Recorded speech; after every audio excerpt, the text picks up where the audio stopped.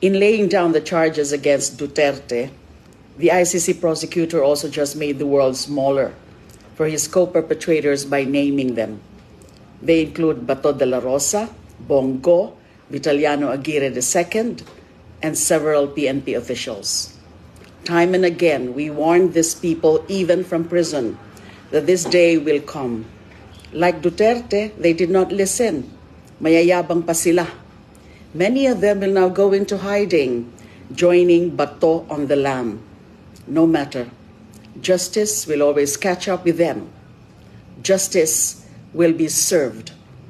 Panahon na ng pagpapanagot sa pagpatay sa mga kapwa Pilipino.